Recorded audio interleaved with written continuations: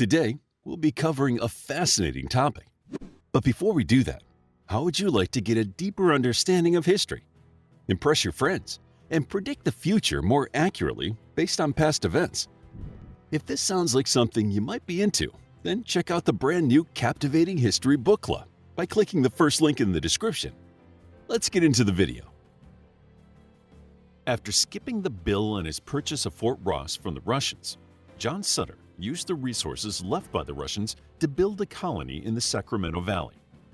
Little did he know, this move would change his fortunes and cause one of the most significant events in American history. In 1848, Sutter commissioned the building of a sawmill on the banks of the American River in Coloma, California. Sutter's carpenter, James W. Marshall, alerted Sutter when he found flakes of gold in a stream bed on January 24th. The two men agreed to become partners and swore they would keep their find a secret. This promise proved a little too hard to keep. Soon, people began flooding into the region, seeking their fortune, and by August, around 4,000 gold miners were in the area.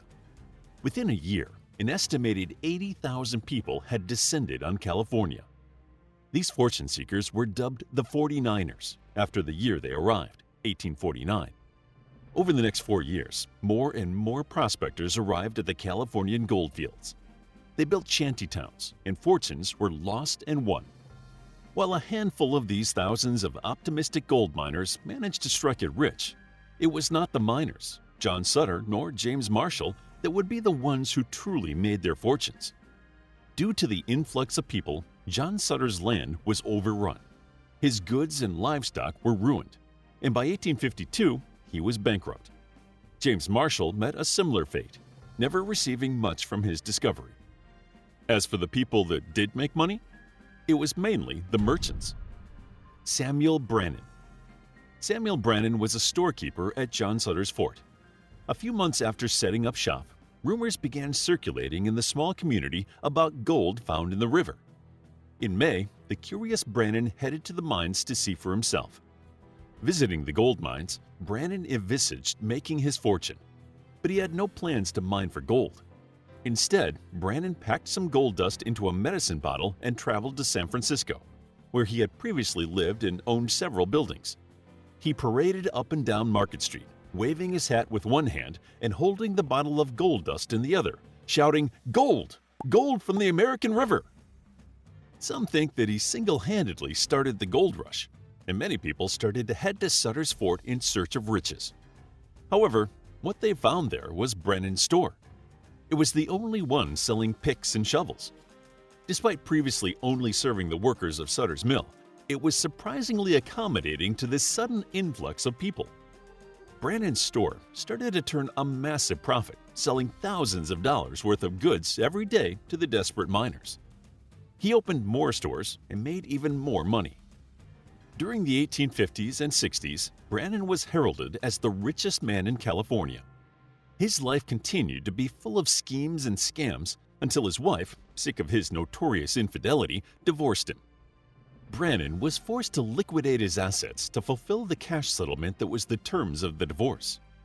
His business empire collapsed, and he was ultimately reduced to selling pencils door to door and then running a small fruit farm outside of San Diego until he died, with only a few dollars to his name.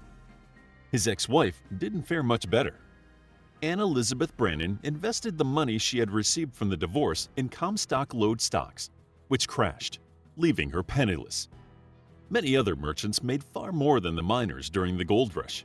The myriad of miners needed food, services, and supplies, which the store owners were more than happy to provide, at an inflated price, of course. Josiah Belden. Josiah Belden opened a store in San Jose in 1848 and made so much money during the gold rush that he claimed he never needed to work again. Belden went on to become mayor of San Jose in 1850. He built the Belden Mansion in 1855 before becoming the director of the Erie Railroad. Charles Weber. In 1845, Charles Weber acquired a vast tract of land around what would become the city of Stockton. At first, the city was basically a shantytown. Its buildings were flimsy, and its streets quickly became quagmires. But when the gold rush hit, Weber found his land was in a uniquely strategic position. as it was at the head of the navigable waterways that led to the ocean and became the gateway to the gold fields. The small settlement grew rapidly with the influx of people, and the merchants and business people reaped the benefit of the increased need for food, shelter, tools, and entertainment. Soon, every other industry in the area was abandoned, save for those profiting from the miners. Levi Strauss. Among the most famous profiteers of the gold rush was Levi Strauss. Two of Levi's brothers owned a wholesale dry goods business in New York, and when the news of the gold rush reached the East Coast, Levi traveled to San Francisco. His plan was not to pan for gold, but to open a store and represent his family's business.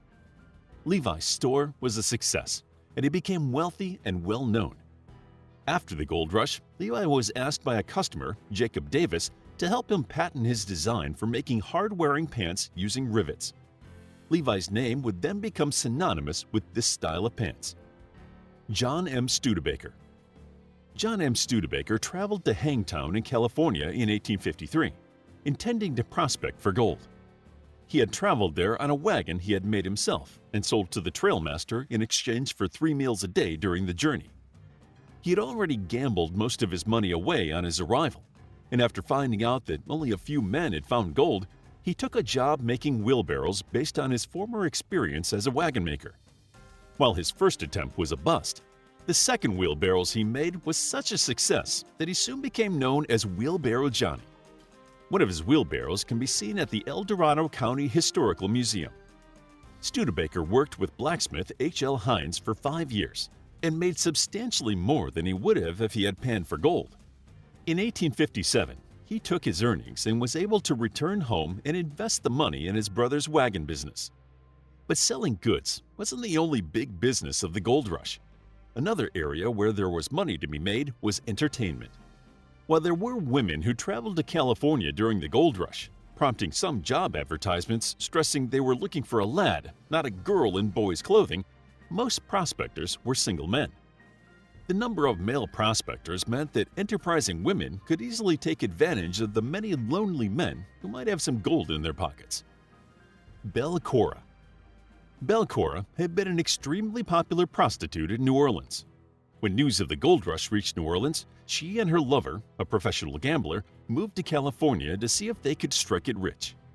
Plying their respective trades, by 1850 they managed to make enough money to open a grand saloon which they called the New World Gambling Parlor. By 1852, the couple had 3 saloons and entertained VIPs from across the country. Belle was the highest-paid madam in the business and was celebrated as the most well-dressed woman in San Francisco. When the lawlessness of the gold rush started to be challenged, Belle's lover, Charles, was executed for murdering a U.S. Marshal who had insulted Belle. After this event, Belle sold her most popular saloon, Cora House, and donated most of her fortune to charity. She died at the age of 30. She was one of the earliest female philanthropists in San Francisco. Ah Toy. Another woman who took advantage of this situation was Ah Toy. Ah Toy had traveled to San Francisco from her native China with her husband, but he had died en route. Noticing how she stood out in the predominantly European population, she started performing a peep show. She soon became one of the highest-paid and most famous prostitutes in San Francisco. Using her determination and intelligence, she was able to take advantage of the law to protect herself and her business from exploitation and open a chain of brothels. After anti-Chinese and anti-prostitution laws came into force, Ah Toy could no longer stay in business. But the wealth she had accumulated enabled her to be able to return to China. 10 years later, she came back to California, where she lived until her death at the age of 96. Some people who were involved in mining for gold did get lucky, but it wasn't usually the thousands of people with no experience that made the big bucks. George Hearst. George Hearst was among the few miners that made money, but he did not do it conventionally. Having worked and owned lead and copper mines in Missouri, he headed to California in 1850 to try his hand at gold mining. Hearst did not dig and pan for gold flakes like many of the other prospectors. Instead, he looked for veins of gold-bearing quartz and set up mines. Hearst also developed new and more effective techniques to extract the gold. By the end of 1851, he had 2 productive mines and had bought a store. In the spring of 1852, Hearst decided to sell his store and head to the mountains, using his experience to locate more ore-bearing claims. He sold the mine soon after. He decided it was much more profitable and less work to sell a claim and move on to the next. This pattern continued until Hearst located the Lecompton mine near Nevada City in 1857. This mine was extremely rich, and Hearst kept a share in it until 1859, when the news spread of silver in Nevada. He sold a stake in the Lecompton mine for a 1/6 interest on the OPHIR mine in Washoe County. Here, Hearst focused on techniques for separating gold and silver from the ore. Hearst had also acquired a lot of land in California and continued to make money locating areas for mines and investing in the mining industry. So when it comes to who really got rich from the gold rush, it had extraordinarily little to do with the estimated $2 billion in gold extracted from the mines. As with many situations, it was the people in the peripheries, the ones who provided essential services to a captive audience, that were making the real wealth. These people essentially mined the miners. While many of them were just in the right place at the right time, they capitalized on their good luck as much as they could, while hopeful prospectors lived in primitive conditions and did the challenging work of excavating and panning for gold. We would be remiss to discuss those that prospected for the gold rush without acknowledging those that lost the most. Again, this wasn't the miners. Before the gold rush, most of California's population comprised of Native Americans. Disruptions to the native way of life occurred as soon as Europeans started to settle the area. With landowners like Sutter enslaving and brutalizing the indigenous parties already there. But the gold rush brought new levels of devastation. Overuse of the land led to drought and crop failure, and some tribes, like the Nisenan Maidu, were almost obliterated. In the 20 years after the initial discovery of gold, around 80% of California's native population was wiped out through disease, displacement, and mistreatment. The California gold rush dramatically changed California. The population nearly tripled by the time it was over. The influx of people gave rise to new towns and cities, and it brought settlers from all over the world. Trade and transportation quickly improved, and the gold rush inspired a new American dream, the dream of instant wealth won by audacity and good luck. To learn more about the Californian gold rush, check out our book, The Californian Gold Rush, a captivating guide to one of the most significant events in the history of the United States and its impact on Native American tribes. It's available as an ebook, paperback, and audiobook. Also, grab your free mythology bundle ebook while it's still available. All links are in the description. If you enjoyed the video, please hit the like button and subscribe for more videos like this.